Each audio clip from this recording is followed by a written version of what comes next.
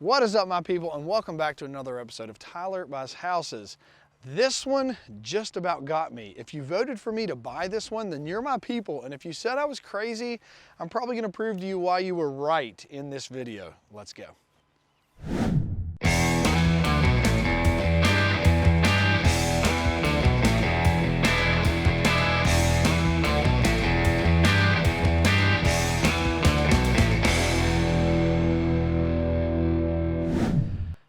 Okay, so this one just about cost me. In the sake of saving time and trying to get an offer in on this house very quickly when they reduced the price, I had my foundation contractor come here first and give me an estimate, and then I had my engineer come and give us a report for what she wanted done, and that is backwards, and it just about cost me.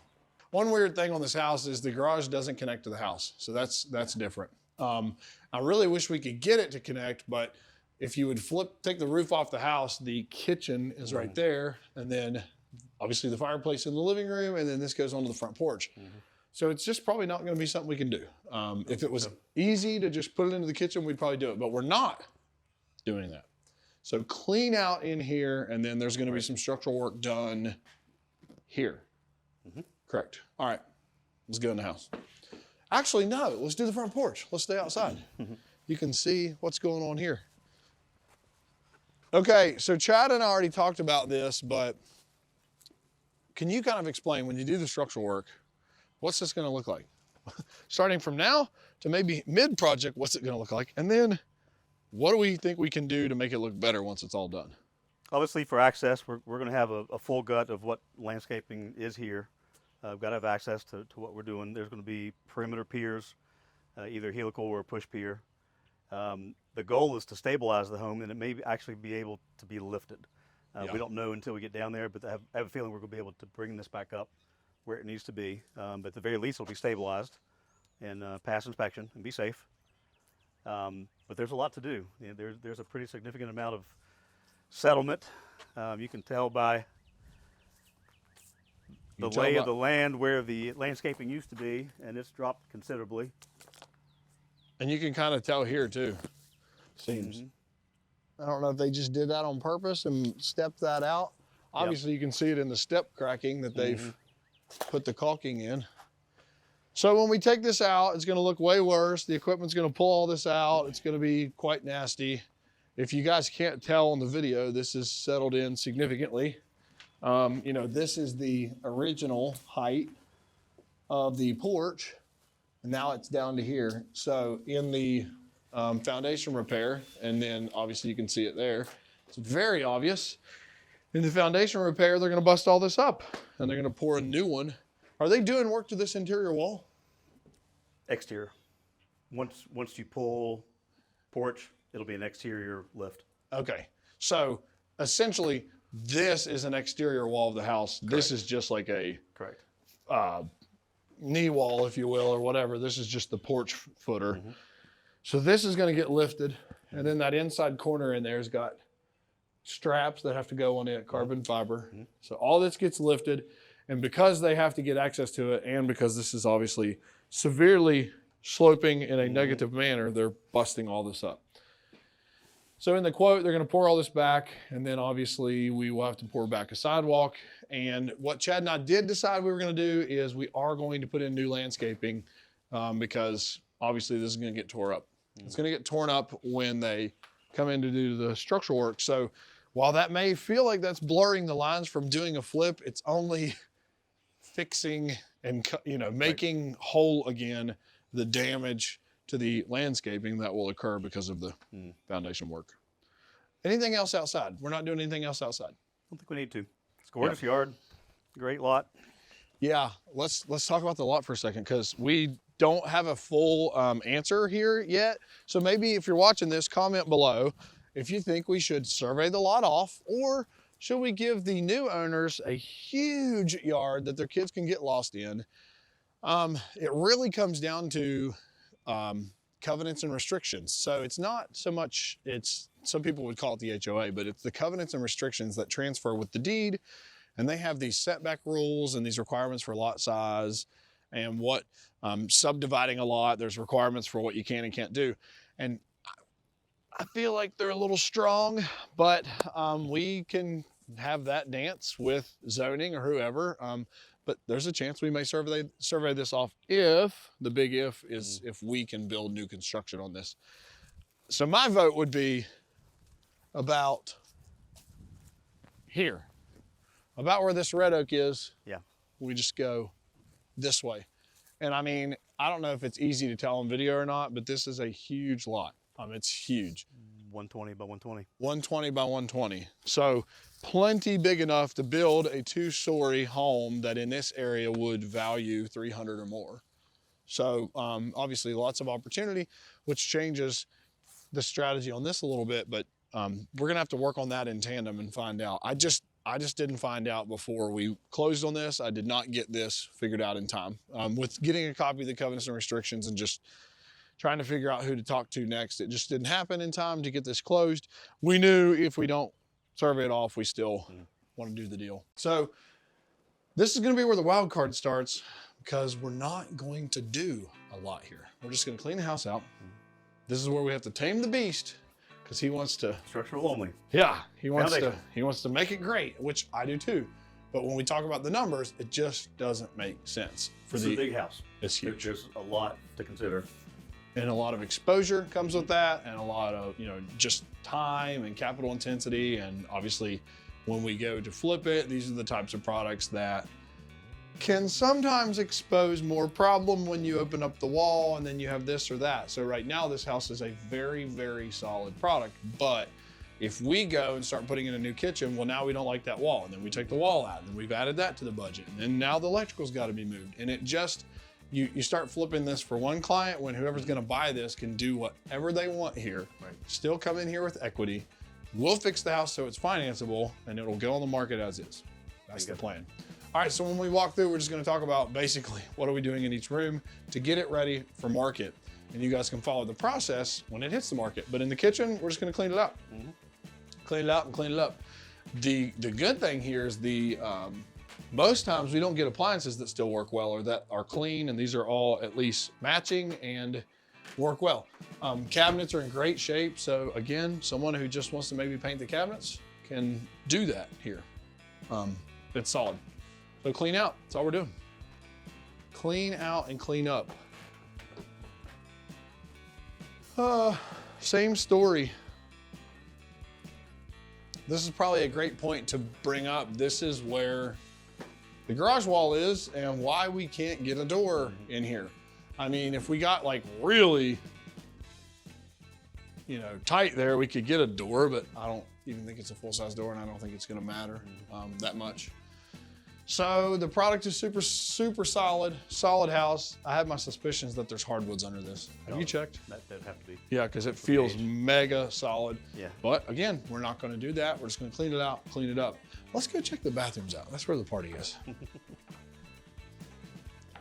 Front door entrance off the porch. Obviously, we'll just go ahead and do a tour.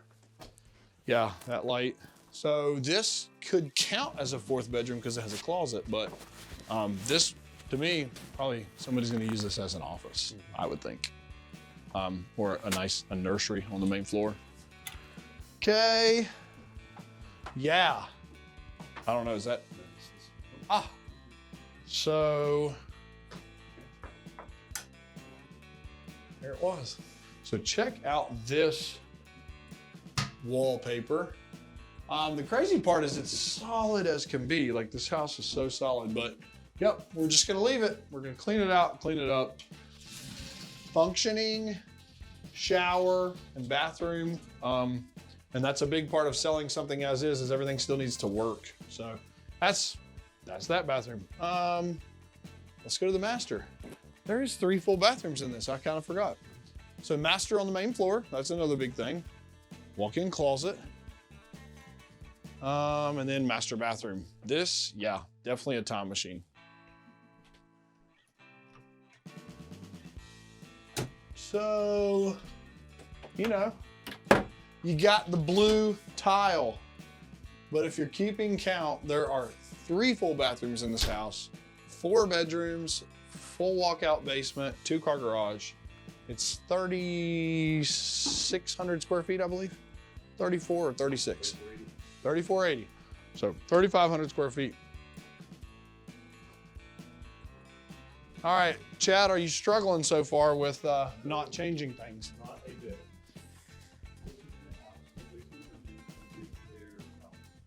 Yep. So if you have kids, this is where your older kids are gonna stay upstairs. Huge bedrooms. Let's check this out real quick while I'm staring at it. Great size bedrooms. I mean, this is probably 20 deep by 15 wide. I mean, they're nice. I don't know if there's hardwoods under here. I'll teach you a little trick real quick. We always pull up a floor register, and yeah, Chad's getting it in the corner. Gorgeous. Yeah. Golden oak in perfect condition. Yeah. So see, this is where I'm going to struggle to not change our scope. Yeah, you can see here. The Yeah. doors are really, really in good shape. Yeah. Cool. Well. Anyway. See, I know. are you watching this? I'm seeing it. He was blaming me for going overboard, and here he is. Because all the doors and trim are in good shape, as I can tell. So if you would paint this whole house, do 2 bathrooms and a kitchen, refinish the hardwoods, I know. But you start down that road, This is you never get out of a it. really good sized house. Almost too big to take on everything. Where do you stop? Well, and if you're interested in buying it and you want us to flip it for you, hit us up. We would do that maybe. So, okay, it's obviously, it's fairly obvious what happened. They've had water intrusion in here at some point, so part of our structural work is also to do with the water. So what Chad was mentioning outside, can you elaborate on what you were saying about the fireplace chimney? So we are below grade here, and then the garage starts. The garage is slab. And because of the pitch of the pad and improper drainage, it is actually showing a little bit of water coming in around the foundation wall. The last time I was here a couple weeks ago, it was actually damp. It's dried out a little bit. So that's something we would certainly address on the outside. Yeah, so even just checking the flashing, even just recapping the chimney, like if the chimney's not fully capped, that's a way the water can get down in here too. But are they addressing the garage floor pad? Are they addressing that in the structural work? Or are they, I guess we're doing an interior drain in here, right? We're doing a French drain and an interior drain. I don't know, I'd have to see the, yeah, I'd have to pull it up. You're accurate, but we're keeping the pads on the garage almost certain. Okay. So what's pretty common if you've not used a foundation contractor before is they'll do an interior drain where they actually cut up the slab here. They cut up the slab and they put almost, a French drain of sorts in. They put a channel on the wall that causes the water to go down into the drain, and it's almost like a plastic trough system that funnels the water out to one specified corner, the lowest point in the system, to a crock, like a sump pump system, and then you pump it out. So that's pretty common. That may be what's happening here, but I would think this water could be fixed from outside before it ever gets in here. So yeah, so in our repair, we will have to fix this wall just because this is the wall on the inside of the porch. If you remember in where we were at on the porch. So all this will have to be exposed for them to do that work. I think we already covered this though, but you guys can see that they did some monitoring here at one point. They put a piece of tape here, the homeowner did, and then they, marked it 11/5/13, and it has separated another inch or more since then. So this shear probably looks like really scary and you would just freak out if you've never seen this before, but because this is on an interior corner of the porch, it's not as scary as it looks. This is gonna have to be fixed, obviously, but it's not, this isn't like one of the exterior corners of the house. So I'm not as scared by this one. Okay. So with the structural work, all this has to come out too. All this work, all this cabinetry has to come out. And so our discussion that we're having that you guys will get to see the answer to once we start the work is who is on the hook for the demo of this work, of these cabinets the structural repair company, or our demo crew who gets our houses prepped. Because if they treat us like a homeowner, we should not be on the hook for this. It should be part of their scope to get this done. So that will be something, you know, maybe that's a tip. Read your bid and make sure it's fully encompassing of what you want it to be, or that you both fully understand who is on the hook for what. What's kind of ironic with this house, it's built well. I know, steel beams, two. Built well. I've seen it, I saw another one over there. Look at the expense of copper. I mean, this is back in the 60s. Yep. This is a well-built home. It just happened to twist a little bit. So it's got some foundation issues that definitely need fixed, but it has got really good bones. Yep, and here's the other beam. So you can look at how they, That's a 65-foot beam. yep, and how they scabbed in their floor joists into the beam. I mean, it is not going anywhere. But also too, on this house, something that I know they did that I'm sure you would agree, that this is just not a very common practice now, is that they would pour these basements and they'd lay these basements up with hollow block walls all the time. And they just, as the water would go down the wall, it would start to put more pressure on the dirt and it would cause compaction, which was pushing it on the walls. And it just, water has literally caused more pressure. So now they fill the walls solid, or they pour the walls with forms. They frame up forms and pour the walls solid. So you don't have this happen now, but this house was built probably in the 60s. So this was common practice. And it looks like, Chad brings up a great point. They already had this wall repaired at one point. This has been retrofitted about 25 linear feet, 6 feet down. How can you tell? Just because you got punch outs where they put maybe like a 6,000 PSI grout and rebar. So more than likely that's been filled. It is solid as a rock. You see these holes? He's saying that literally they'll bust a hole in the wall and they'll get into the inside core of the wall. And they put in grout, which you would think is like mortar or like concrete, a pretty wet mix, right? Exactly. And it goes down in the wall and it fills it solid, just like we talked about. And what are these little plastic tubes? We've got some weak holes here that may have been a concentrated area where they were getting water. I'm really worried about that. And I've been here 3 times in the last 3 weeks with some heavy rains, and I haven't seen any water in this side at all. So I don't know if they put some kind of like dry lock on here or something, or what this tan color is, but yeah.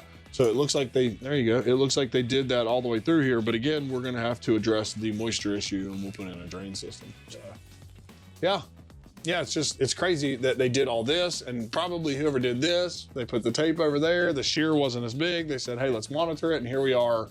That was 13, so 9 years later. Right. 9 years later, with a bigger issue. All right, let's go give a recap. Let's go to the garage. Basically, you've seen the whole thing. Again, good mechanicals, outside AC unit's good. Furnace is gas, it's newer. It's in good condition. I can tell it's high efficiency because they've gone from the galvanized venting over to PVC. And then hot water tank, everything looks good. They even have a drip leg on this. So yes, things look okay on the mechanicals of the house. So I may pull Chad's leg and may get him to do a little bit. Also, we're taking offers on the Bowflex. So yeah. All right, we're playing devil's advocate here. Why would we not soft flip it? I think the question is where you stop. Yep. It's such a good house. It's outdated. It's going to be solid once we do the foundation work. But I think there's too much opportunity to put our stamp on a little bit of stuff when the new buyer would probably want more control over that. Mm-hmm. So the last part is why I say we don't soft flip it. Mm-hmm. It's really hard to soft flip a $400,000 product. Mm-hmm. Because that is a very specific buyer. That house has a very specific feel. You've got to go with, the higher grade cabinets generally. You've got to go with the higher grade vanities. You've got to go with the higher grade everything when you get to that price point. And so to do a soft flip here, it further tightens the funnel of your buyers who would appeal to this house when they come in and say, they painted the cabinets, or they can tell that it's only this, or gosh, they only did this, really wanted this. They should have taken this wall out. This kitchen's too boxy. And so now we've got to ask $400 for the house because we've put even more money in it. but we Your didn't, audience is less. right, we didn't get the product on the market that they wanted. So that's why we won't soft flip this. We are literally going to do structural, clean out, clean up, landscape it, and then only do any kind of a lender required issue that we think may prevent it from selling when it goes on the market. So that is the plan. Comment below if you think we're messing this up. Comment below. Really glad you're coming away thinking. Like the flipper in me wants to do it. I know. Because the house is super solid. It would paint well. The doors and trim are in good shape. So to turn those to white, if we do it in the proper order of op, and to bring out those original hardwoods, it would be awesome. But I just literally, I'll explain to you guys in the numbers here. It's the same difference for us to sell this house at $299 or $319, somewhere in that range. It's the same difference to do that than it is to sell it at $400 and put another $40,000 in it. It's the same difference. So for us, it's just not the highest and best use of our capital and our time in the property. And like you said, it's gonna be financeable when we're done. The buyer can do what they want. So we're not going to do anything other than that. Landscape, structural, clean out, clean up, fix any appraiser or lender required issue to be fixed, and that is it. List at $319. If you're watching this and you love this house and you can tell that you love this neighborhood, it's the most premier neighborhood in this area. It is the most premier neighborhood to live in. Hit us up, but that's what we're gonna do. So comment below if you think we're messing up. Let me know if you think we should flip it. Let me know if you think we're making the wrong decisions or why, because I'm truly interested. This one has a really unique strategy, and I wouldn't have bought this house 2 years ago, but we're hedging our bets on we know our contractors, we know our exit, and we're gonna do it right. If you've enjoyed this content, please subscribe to the channel. It would really help me. And obviously you can follow the journey of this house. You now know that we bought it by us doing this video, and that has a story in itself on if it almost fell apart, but we did buy it. So obviously if you've enjoyed this content, it would really help me if you would subscribe to the channel so you can follow the journey of this house. I'll be sure to shoot more videos of the progress on this house. We'll shoot videos of the structural so you can see how that works. It will look way worse before it looks better, but hit the notification bell so you know when any new content from Tyler Buys Houses comes out, and I will see you guys on the next one.